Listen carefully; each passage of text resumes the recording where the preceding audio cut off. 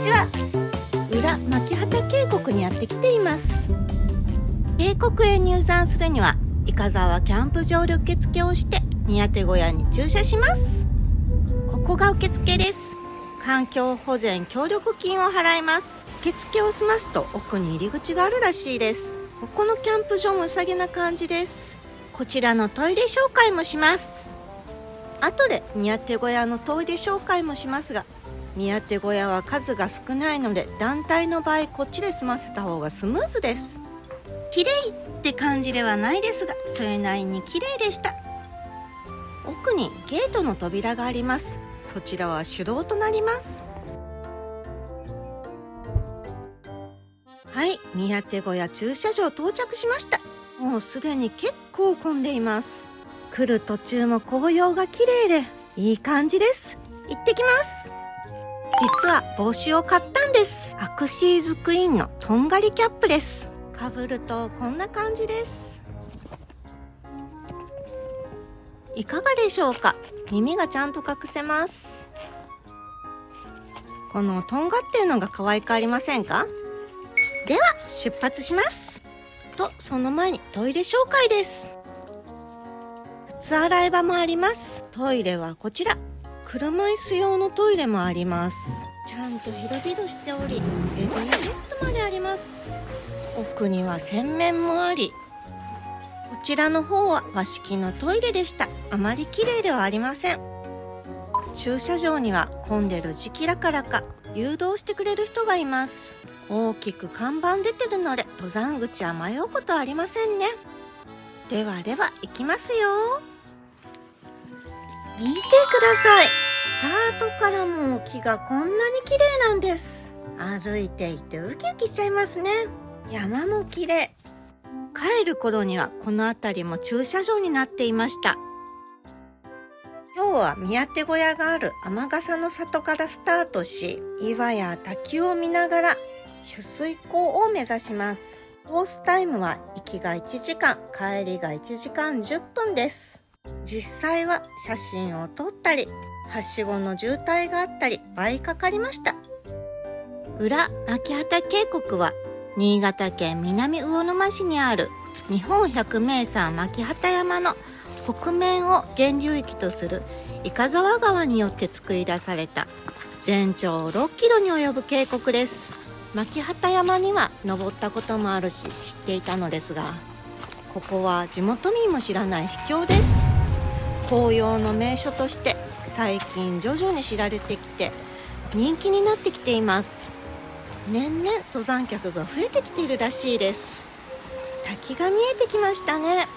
この遊歩道には見どころがちょこちょこあり、滝が6カ所ほどあります。木のグラデーションが綺麗ですね。ススキの感じも素敵です。ここの紅葉の見頃は10月下旬から11月上旬です。ちょうど今見頃なんです。今週末ぐらいだとまだ綺麗だと思います。3、2、1、はい。まずは最初の見どころ、割石沢です。純度としては下るのですが、少し登って滝の中間からの景色です。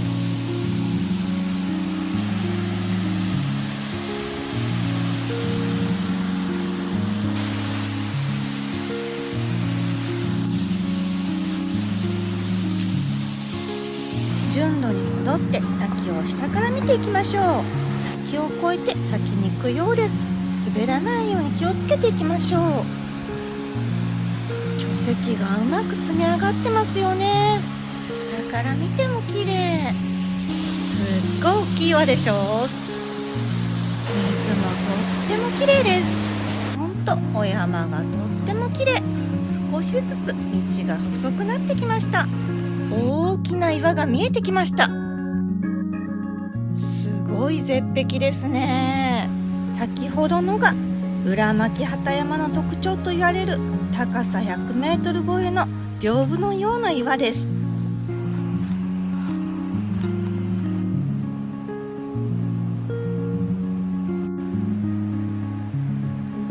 道なりは遊歩道なので基本的には穏やかな散策路が続きますが、ロープやはしごがあったり、断崖絶壁の細い道を歩く箇所があったり、新潟の下の廊下と言われています。確かに水平歩道のような雰囲気です。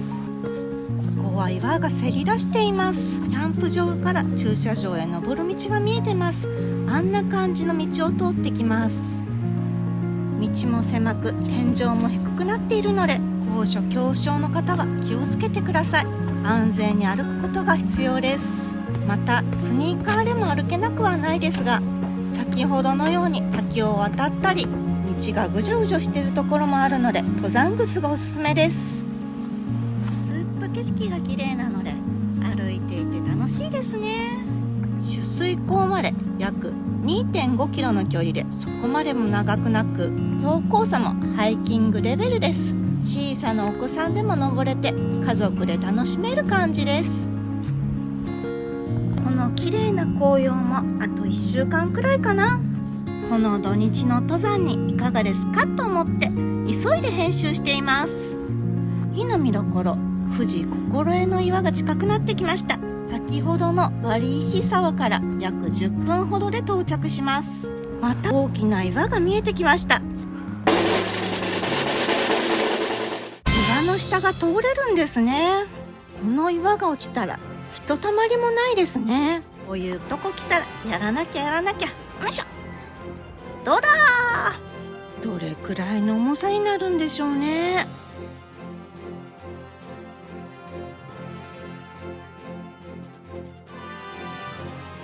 大きすぎて全体像が取りきれない。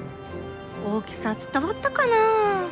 さっきの看板のところに戻ってもいいのですが、奥から行けそうなので行ってみます。急な坂を登ったので下りも急です。上りよりこっちの方の道はさらに急。先ほどの富士に心得の岩、昔山で働いていた人たちが悪天候の時に利用していた雨宿りスポットだったらしいです。奥に滝が見えますね。何滝なんだろう。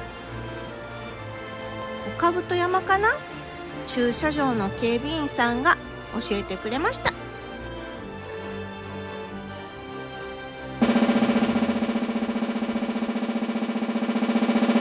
坪池沢です。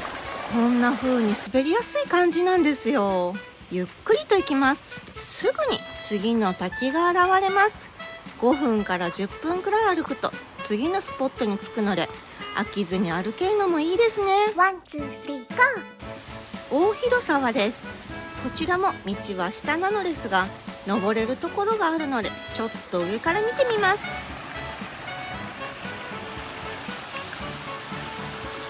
っき人が上の方に登っていたので私も登ってみました。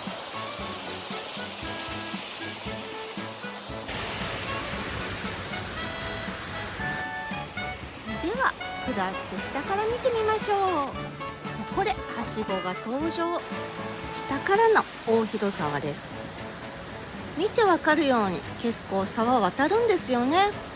最近は大雨が降るって日がなく、前日も晴れだったので今日はまだ水少ないと思います。雨が降ると急激に増水して渡れなくなるので、前日大雨降った日や途中雨が降り始めたら無理せずに早めに引き返しましょう。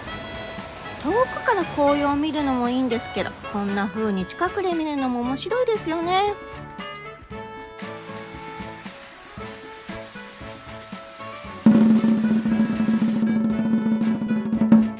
小滝沢です。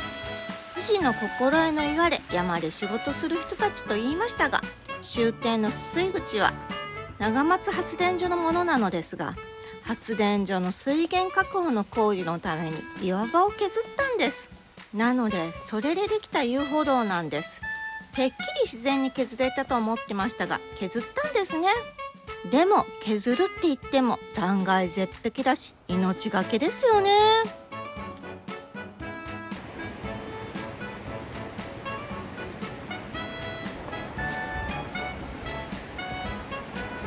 歩いてるとほぼ水平のように感じるのですが、このように小さなアップダウンがあるので累計標高差800くらいなんです。次は長いロープとはしごが現れました。長いですが見た目ほど傾斜は少ないのでゆっくり行けば大丈夫です。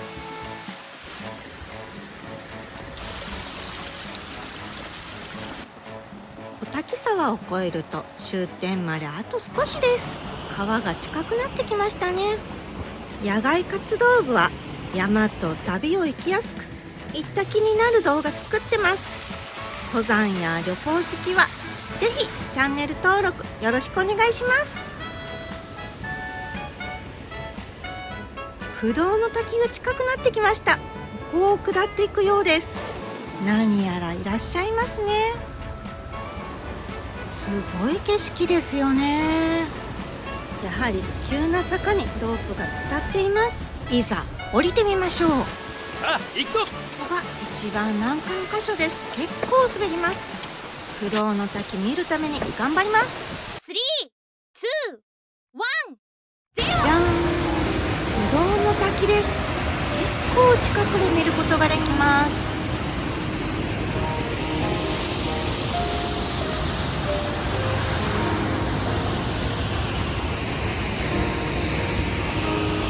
もっと滝の近くに寄ってみます。なかなか足元不安定です。気をつけながら行きましょう。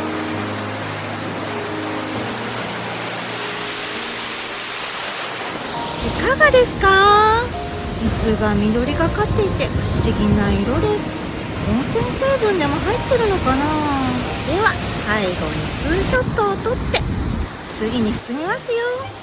下るとき結構滑ったポイントです。このように細い道はすれ違うのも大変。横は断崖絶壁なんでね、ぶつかって落ちたりしたら大変。スタートからずっと綺麗な紅葉を見て歩けるのは素晴らしいですね。ほんと今度の土日行くとこ迷っていたらぜひ行ってみてください。こんな景色が待っていますよ。私は木曽駒編で告知はしていますが、来週は九州です。11月14日に屋久島荒川登山口から縄文杉目指して白谷雲水峡に下ってきます。もしご覧になっている方でたまたま行くよって方がいらっしゃったら声かけてくださいね。大岩の間を通っていきます。大きい人だと通れないかも。面白かったですね。夫婦滝かな。出口までに夫婦滝があるのですが、いろんな滝がありすぎてちょっとどれか分かりませんでした。見えてきました。ここを下っていきます。いかがですか？反対側の景色です。終点貯水口はこんな感じです。水が緑色なんですよね。不思議だな。これは休憩する場所がないので取ったら戻っていきますね。ほんと景色がとっても綺麗です。いかがでしたか？あまり知られていない裏牧畑渓谷ですが、遊歩道でハイキングコースといえどもスリリング感も味わえ、迫力のある岩壁、この素晴らしい紅葉は非日常ですよね。大体のこのような渓谷は山奥の歩いていかないとたどり着けないところが多いのですが、ここはアクセスが良いのも魅力です。後期は裏牧畑渓谷に向かう林道が閉鎖になります。行くなら今ですよ。標高は1962メートルなので真夏だとちょっと暑いかな。冬季閉鎖期間はちょっとわからなかったのですが、冬に行ってみたいなって方は伊香沢キャンプ場のホームページを概要欄に貼っておくので問い合わせしてみてください。このような細い道が続くのですが、道はピストンするしかないので午前中早めだと行く人ばかりなのですが、帰りは行く人と戻る人でこのようにすれ違いが発生してしまいます。狭いところだとかなり大変です。ちょっと遅めに行くと行く時も帰る時もすれ違いが多くなってしまいそうです。最後にコンビニ紹介ですが、六日町インターからコンビニありません。キャンプ場に自販機はありました。今回の回は紅葉がとっても綺麗で、行くなら今だったので急遽割り込んでしまったので予告がずれてしまっています。予告していた中倉山は1回ずれて日曜です。九州行ってる間は今ここにいるよなど突然アップすると思います。見逃しないようチャンネル登録よろしくお願いします。駐車場に戻ってきました。今日はこの辺で終わりにしたいと思います。バイバーイ。帰りに南魚沼で有名な海鮮レストランに寄りました。エビ三枚重です。めちゃくちゃ美味しそう。他にもいろいろお料理あります。東京に帰る途中で濁り湯に入りたいとこちらに寄りました。カフェオレ色のお湯でとっても気持ちがいいんです。今回は東京へ帰る道の途中ってことで寄りましたが、苗場山が近いです。苗場山登山後におすすめです。こちらは源泉かけ流しです。内風呂は少し熱く、露天風呂はぬるめなのでゆっくり入ることができます。ご視聴ありがとうございました。次回の動画もお楽しみに。ここです。ここをポチッとお願いします。できましたか？ここです。していただけた方ありがとうございます。またお会いできるのを楽しみにしています。